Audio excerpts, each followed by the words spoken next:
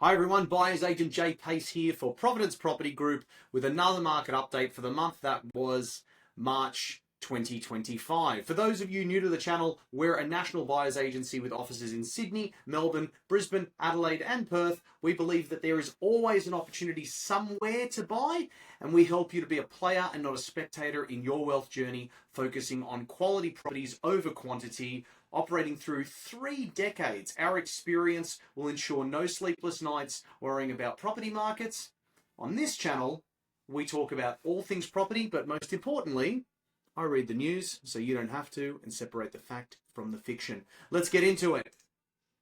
I was honoured last week to be the guest speaker for an exclusive event hosted by the National Australia Bank, so I want to thank NAB for bringing me out there to speak. I wanted to bring up this chart. Now, I've actually talked about this chart in previous videos, but it shows the change in median unit and house values over a 30-year period to July 2022. And I was looking at it the other day and I noticed something interesting. And I'm often reminded when I'm looking at charts, I have a stockbroking background, as many of you probably know, and the technical analysis is a big part of stockbroking and stock trading. And I'm often reminded of the famous Mark Twain quote that is, history doesn't repeat itself, but it often rhymes. And let me just show you what I'm seeing, and maybe I'm seeing something that's not there, I don't know. But in 2006, Melbourne dwelling values increased by 22% in 1 year. And this was just after Perth had a significant increase of 41%. 10 years later, from 2006 to 2016, Melbourne had another large increase in value, peaking at a 56% run, okay, before the market started to slow down. We're now approaching another 10 years from that last monumental kind of occasion to 2026. And Melbourne looks like it's hit the bottom of the market. And I want to say on record, and I've done this many times about different markets, and you can watch our videos to see when I get it right and the odd time I've gotten it wrong, but Melbourne will be the best performing capital city for the next decade. And I know it's a big call, but I'm going to show you why. Melbourne's dwelling values rose by 0.5% in March, continuing the unexpected kind of uptick from February. Melbourne trailed behind the other capital cities due to extended lockdowns from COVID, but also because of ongoing net interstate migration losses, which also was triggered during COVID. And that's an issue that's only recently began to turn around. In Melbourne, if we look at the price points, it's now relatively affordable. Its median dwelling value is $781,000, and that's well below the 1.19, or let's call it $1.2 million in Sydney, $900,000 in Brisbane, $830,000 in Adelaide, and about $810,000 in Perth. So when you see that, it doesn't surprise me that the market is starting to notice Melbourne, and I think we're starting to see some increased interest. Melbourne has been the clear underperformer since the onset of COVID. And I've talked about this quite a few times, and I've got some other charts to go into it. But here is the real turning point. For the first time in years, Victoria is back in the black when it comes to interstate migration, people moving there, okay? In the year Q3 2024, the state recorded a net gain of 800 people. Now, I know that doesn't sound like a lot, but they've been losing people for years now. And this is clear evidence that that tide is finally starting to shift.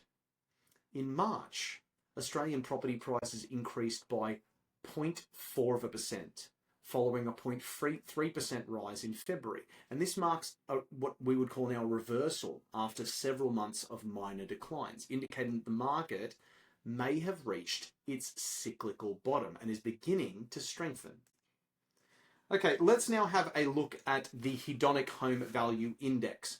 So what am I seeing here? Well, last month, as I said, we can see that Adelaide was up 0.8%, Melbourne second place at 0.5%, and Brisbane at 0.4%. For the year to date, though, annual performance on a rolling 12-month average, 11.9% still for Perth, which looks like it might actually get overtaken by Adelaide. 11% at Adelaide, and then 8.6% for Brisbane. Again, significantly outperforming the annual across the combined capitals at only 2.8%. Now, let's look at the speed check. With a rolling 12-month movement, I've done the numbers from the 31st of March 2024 to the 31st of March 2025. And what are we seeing here today? Well, what we're seeing is that Perth is still obviously the clear performer, as I just showed for the Home Value Index, up $96,000 over the past 12 months, or $1,900 per week, followed by Adelaide at $91,000 for the year, or $1,750 per week. Brisbane up $77,000 for the year, or $1,500 per week. Sydney doing very little, up $11,000 or $200 per week. And Melbourne starting, and you'll notice I've got a green arrow there, everyone, because it's starting to shift.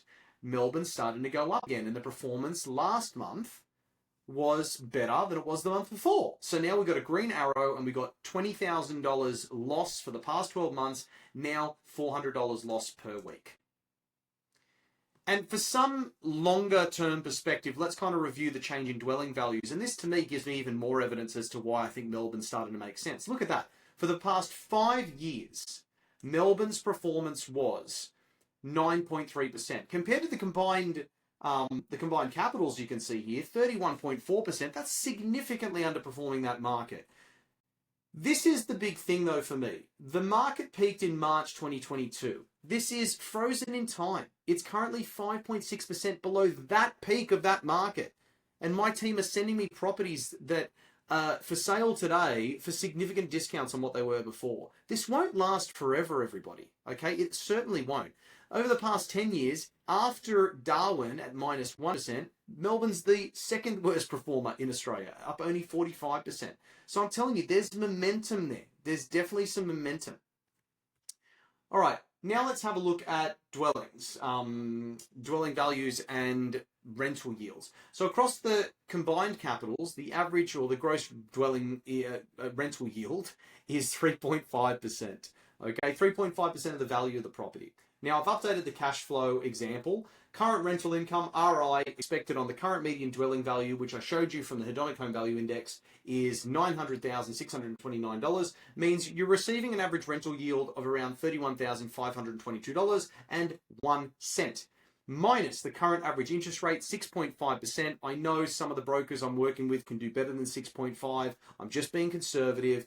That means that the average positive/negative income from a property that we're seeing based on a 0% deposit, that means full equity redraw, purchase that property, you are getting a $27,018.87 negatively geared per annum property, or $519 per week. So if you're somebody that's really concerned about cash flow, obviously focusing on properties in capital cities that are above that 3.5% is a start. Higher deposit is also another benefit. Dual income, or something where you can get multiple incomes from, is also a big game changer. So those are the things you should be looking out for. Interest rate decision. So the RBA has put rates on hold. That's right. We thought that there was a party, and we thought that we were going to get confetti and they were just going to keep throwing out interest rate drop after interest rate drop, but we just hit a reality check, and the RBA is like, nah, we don't want to make anyone too happy. So this month's meeting, the RBA decided to leave the cash rate at 4.1%. According to the board, underlying inflation is easing, and that's helped by higher rates that have brought demand and supply closer to balance. While the RBA welcomes this progress, it remains cautious, nervous Nellies, needing confidence that inflation will continue to head towards the midpoint of the target range in a sustainable way. So we will see what happens with the RBA. All I'm saying is don't hold your breath or wait for more rate drops. Remember, every time the rates drop, all I'm seeing is price points going up because people have more money to spend.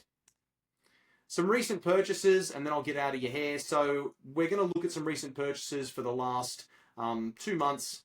And first one, Linton, one of our directors and founders, got this fantastic house for some happy homeowners in Sydney's northern suburbs. It was built in 2012. It's really private, this property, and that's why I was struggling to get a good facade shot of this, but it's a really private property. The property sits on a massive 716.4 square meter block.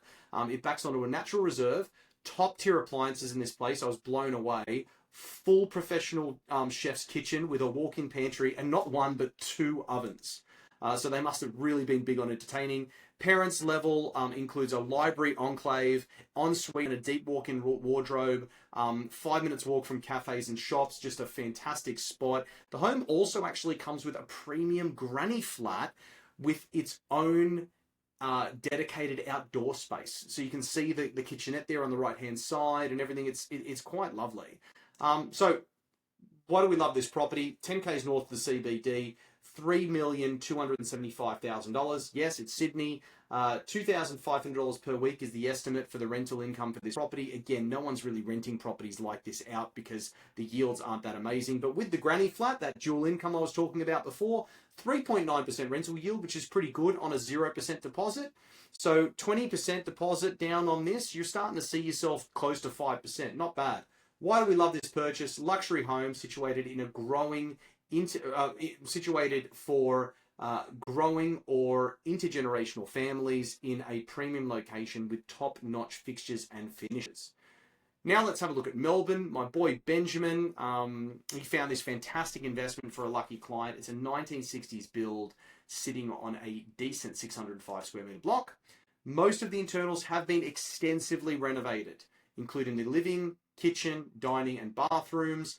The internal kitchen has an inbuilt breakfast bench and a through kitchen window that goes out to the outdoor entertainment area. Bathrooms have been fully renovated and are very spacious. The outdoor area has a large decked area perfect for entertaining. 35 kilometres south of Melbourne CBD, purchase price $897,500. We're getting $650 a week for this. Why do we love it? It's 700 metres from the beach. It's close to the train station. Tenant ready house with a big block and a wide frontage that can be subdivided in the future with its current zoning. Great property. Perth, our veterans in Perth, they picked up this 1993 build on a 700 square metre block, 30 kilometres from the CBD and 2.5 kilometres to the beach. Seems like everything in Perth is near the beach. It's pretty crazy. The entire home has just recently been painted. It looks incredibly fresh. Our team was very impressed by the internals of this property. The kitchen and the lighting has been updated. You can see, all of the cabinetry and the splashback and everything like that is definitely not a 1993 design. It's been updated. It's quite lovely. 700 square meter block. It's very nice. Pool. It's got a nice yard area. It's just beautiful. So distance from the CBD is 33 kilometres north of Perth. We got it for $710,000. What a great price. The team in Perth just, when it comes to negotiation, $680 to $710 per week, or we're looking at a decent type of rental yield around about 4.8%. Why do we love this purchase? Immaculately maintained with a large block of land, pool in a great suburb. Brisbane, our team in Brisbane secured this young and tidy 2-story, 4-bedroom home on, so it's a townhouse actually, 2-story townhouse. It's really, really nice. This property got, high-pitched ceilings, you've got pendant lights there, you've got fans, you've got ducted air conditioning as well. It's a bit more of a narrower townhouse. I mean, most townhouses are quite narrow, but it's long. Big recesses for the fridge. You've got walk up and walk down areas there to go to different levels. Design's lovely, low maintenance. You've got really nice entertaining area at the back patio there. So the distance from the CBD for this thing, we're talking 25 k's north of Brisbane, $1,055,000, $750 a week, or 4.02% rental yield. Great quiet location, close to transport, major shopping areas, parks, preschools, etc. It's just really, really nice. It makes a lot of sense. Thank you so much for your time today.